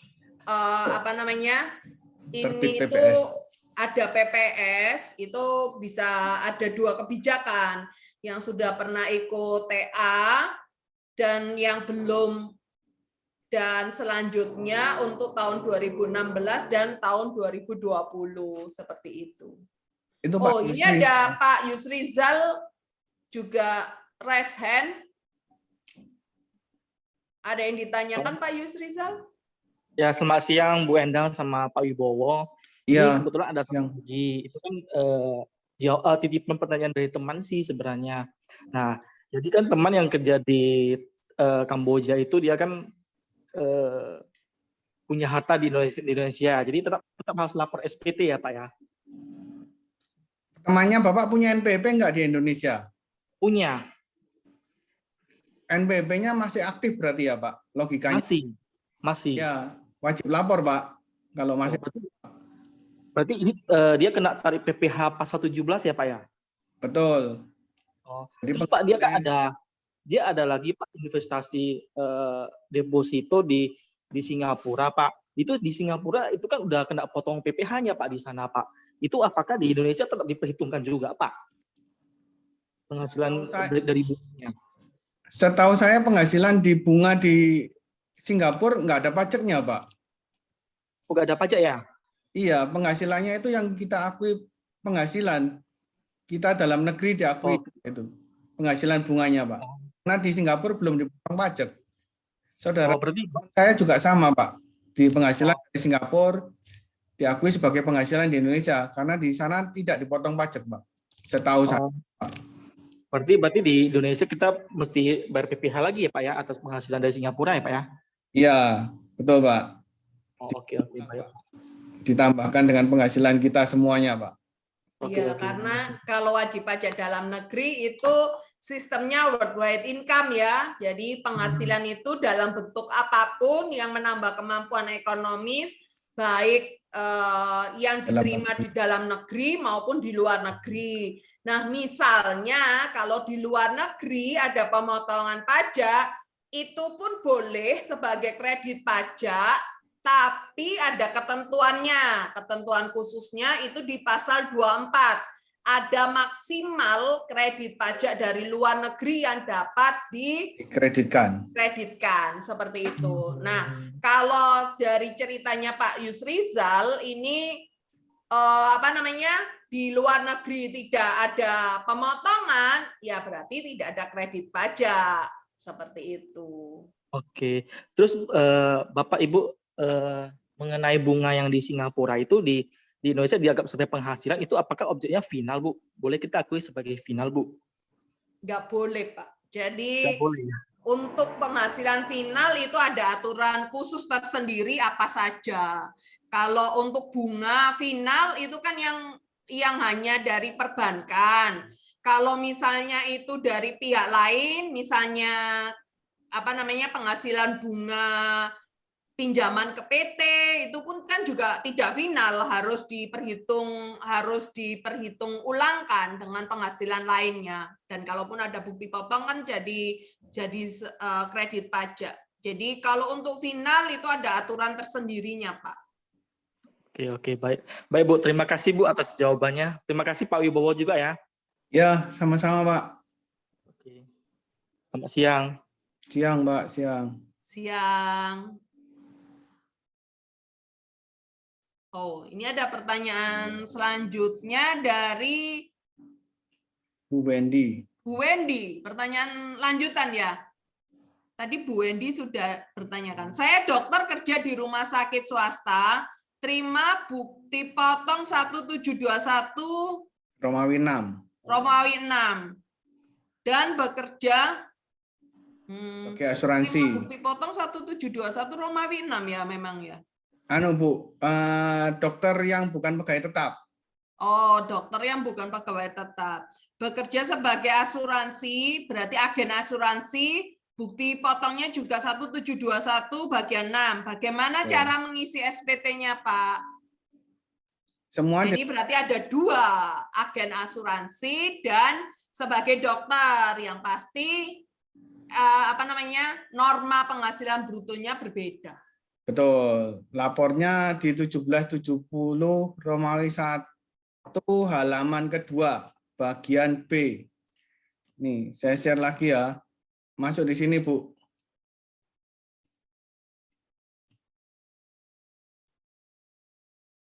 Masuk di sini. 1771 halaman kedua bagian B. Dokternya masuk di sini. Di nomor 3 normanya berapa? Agen asuransinya masuk di nomor 4 berapa prosentasenya. Lapor NPPN-nya jangan lupa 2 kali. Dokter sama pekerjaan bebas. Penghasilan brutonya Ibu dari bukti potong tadi dimasukkan di sini, dokternya. Tarifnya jangan lupa diintip berapa persen. Kalau nggak salah dokter 50 lebih kalau nggak salah. Saya kalau nggak salah ingat ya, prosentasenya. Kalau agen asuransi pasti 50%. Kalau yang dokter, masukkan di sini. Kemudian bukti potongnya, masukkan di 1770 Romawi 2 semua, Bu. Diinput di sini semua. Bukti potongnya, kredit pajaknya. Kemudian nanti otomatis diinduk masuk yang di sini. Penghasilan dalam negeri sehubungan dengan pekerjaan bebas. Angka yang pertama ini. Ini terakumulasi dari ini 1770 Romawi 1 halaman kedua. Ini, Bu. Itu Bu Wendy.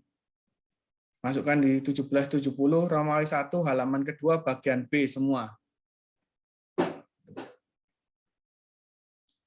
Sudah Bu Endah, menurut saya itu Bu Endah. Iya, menurut saya Karena sih dia sudah dokter cukup spesialis sih. jelas ya Bu Wendy ya. Oh, dari Bu Stefani, Pak Bu mau tanya, penghasilan dari pekerja tetap apakah diinput juga di 1771 bagian C, pekerja tetap. Kalau pekerja tetap berarti terimanya 1721A1 ya, Bu Stefani. Ngisinya di kolom berapa ya tadi Pak Wibo? Betul Bu, 1770 Romawi 1 halaman kedua bagian C, betul. Benar. Jadi ditulis penghasilan brutonya berapa dan pengurangnya berapa, yang diperhitungkan itu netonya. Ya. Jadi pemotongannya itu biaya jabatan biasanya ya, biaya jabatan sama biaya jabatan aja kalau sama dia JHT lebih dari ya. Lihat tinggal ngopi dari bukti potong 1721A1. Ya, benar. Tinggal kopas dari 1721A1-nya untuk pekerja tetap. Cukup jelas ya, Bu Stefani. Nanti kita jam 12.55 bisa kembali ke main room ya. 11.55 dong, Bu. Maaf, ini di Bali, jadi beda 1 jam. 11.55 Bapak Ibu. Kalau di Bali beda 1 jam, di komputer saya otomatis 12, sudah jam 12 di sini. 12.49 di tempat Bu Enda. Iya, 12.49 di tempat saya ini. Kita meskipun jauh tetap di hati ya. Saya lebih banyak tinggal di Bali, Pak Wibowo ada di Surabaya. Kita bertemu di satu forum Zoom webinar hari ini. Tanpa batas sudah Bu, ini mau ketemu di mana aja bisa ini. Iya, dengan kecanggihan teknologi yang kita lakukan sejak pandemi ya, Pak Wibowo. Betul. Ada teknologi ya dimanfaatkan, Bu.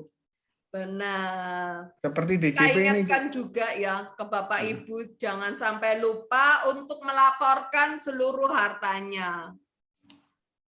Dan juga seluruh penghasilan, Bu. Jangan harta aja, Bu. Oh iya, benar. Penghasilan. Soalnya kalau hartanya dilaporkan tapi penghasilannya nggak matching, siap-siap terima yang namanya surat cinta, SP2DK, penjelasan.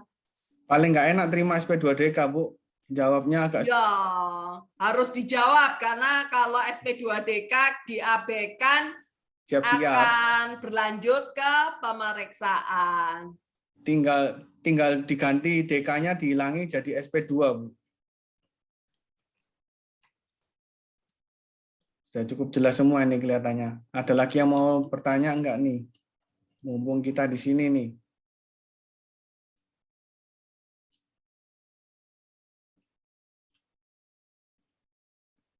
Ya, saya ingatkan lagi jangan lupa penghasilan dilaporkan semua, harta dilaporkan semua, SPT jangan sampai terlambat lapor. Kemudian NPPN jangan lupa lapor kalau kita sebagai pekerjaan bebas. Kalau pekerjaan bebas kita punya 2, laporkan 2. Ada 3, laporkan 3. Ini ada pertanyaan dari Bu Nur Halimah. Tanya, lapor NPPN-nya itu bentuk SPT apa ya untuk pekerjaan bebas? Seperti apa ya untuk pekerjaan bebas? Langsung aja Bu, klik. Sekarang kan lapornya online, jadi Ibu nggak perlu. Kalau dulu kita masih menggunakan form, formnya seperti ini. Saya kasih contoh ya, dulu masih menggunakan form. Formnya seperti ini. Kalau dulu kita wajib melaporkan ini ke KPP. Kalau sekarang berhubung sudah online, sudah nggak perlu melaporkan ini ke KPP. Bentar, saya share screen kan. Kalau dulu kita wajib ke KPP melaporkan ini. Nih. Namanya surat pemberitahuan penggunaan norma. Kita wajib lapor manual sebelum SPT, sebelum 31 Maret. Nih, kita mengisi nomor KLU-nya berapa, kode klasifikasinya apa. Ini kita harus mengisi dan dilaporkan secara manual. Kalau sekarang Ibu tinggal lapor di DJP online. Ini Bu, tinggal buka di sini. Ibu tinggal masuk di DJP online, pilih layanan, kemudian klik KSBP, kemudian kita disuruh mengisi nih. Tinggal kita pilih nih. Ini tinggal dipilih kursornya, dipilih pemberitahuan penggunaan norma NPPN. Tahun pajaknya tinggal diisi 2022. Kemudian cek data, klik cek data dahulu. Kemudian di sini akan muncul 3 variabel. Statusnya, kalau nggak salah statusnya oke. Tiga-tiganya oke, maka akan timbul di bawah sini kursor klik BPS. Ini kan view BPS. Di bawah sini akan timbul klik BPS. Maka akan terima BPS seperti ini, bahwa kita sudah lapor NPPN tahun pajak 2022 misalkan. Lapornya hari ini. Ini Ibu nggak perlu tunggu hari kerja ya, lapor hari ini pun boleh. Tanda terimanya berdasarkan tanggal kita lapor. Sekarang online nggak ada batas, 7 kali 24 jam. Bebas Ibu mau lapor kapan pun bisa. Sama seperti PPS, kan juga sama, nggak ada batasan limit. Ibu mau bayar pajak sekarang pun juga bisa. Kan internet banking bisa, ATM bisa. Ibu mau bayar sekarang, lapor sekarang juga bisa. Nggak perlu menunggu hari kerja. Itu keunggulannya online. Itu Bu Enda. Iya, kalau untuk lapor NPPN, saya juga tahun lalu itu dimulainya pelaporan online. Saya sempat bikin bikin video khusus untuk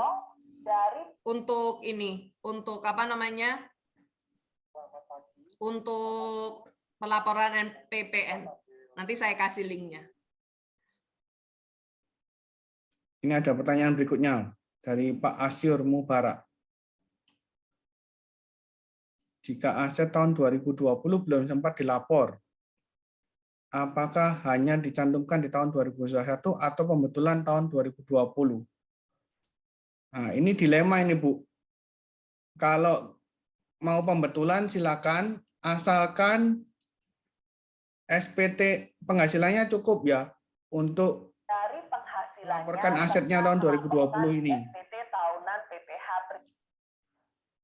Itu, menurut saya gitu. Kalau misalkan penghasilannya dia nggak cover untuk beli aset, saya sarankan ikut PPS. Begitu ya Bu Enda ya? Benar. Kalau untuk NPPN, nah NPPN cara pelaporan online, YouTube yang pernah saya buat, saya share di kolom chat ya. Terus untuk aset, mungkin ini bisa berlanjut ke konsultasi ini ya, ke konsultasi secara personal. Karena kalau ngomong aset, mau pilih PPS atau pakai pembetulan, itu kita nggak bisa melihat hanya satu sisi saja. Kita harus melihat secara simultan seluruh kondisinya. Karena apa? Ada manfaat yang diberikan apabila Bapak Ibu join di PPS ini, seperti itu. Jadi kalau PPS mah gampang ya, cuma declare saja dari pembanding SPT 2020. Tapi kalau pembetulan, nah yang membuat harta tersebut belum dilaporkan, itu di tahun berapa ya dibetulkan mulai tahun tersebut. Nah, itu pun juga kita harus melihat Undang-Undang KUP tahun berapa yang bisa dibetulkan, karena ada beberapa syarat dan klausul pembetulan itu bisa dilakukan dengan syarat bagaimana, seperti itu. Nah, ini waktu juga sudah 12.57. Mungkin kita tutup dulu ya Pak Wibowo, dan akan kita kembali semuanya ke main room. Seperti itu. Nanti kalau foto kita masing-masing ini ada ada link IG-nya ya Bu di bisa DM IG Enda Akila Mirasanti kalau saya, atau di Pak Wibowo _Dinata. Kita pakai nama asli semua kok. Nanti materinya kan disampaikan Bu Enda tadi. Kita kumpulkan dari semua pembicara, baru nanti di-share by email ya. By email daftar yang daftar kita Zoom. Nanti akan di-flash email. Jadi ditunggu aja ya materinya. Itu aja dari dua. Oke. Kita bisa kembali semuanya, live room dari breakout, dan akan kembali ke main room, Bapak Ibu semuanya. Terima kasih. Terima kasih atas semuanya. perhatiannya.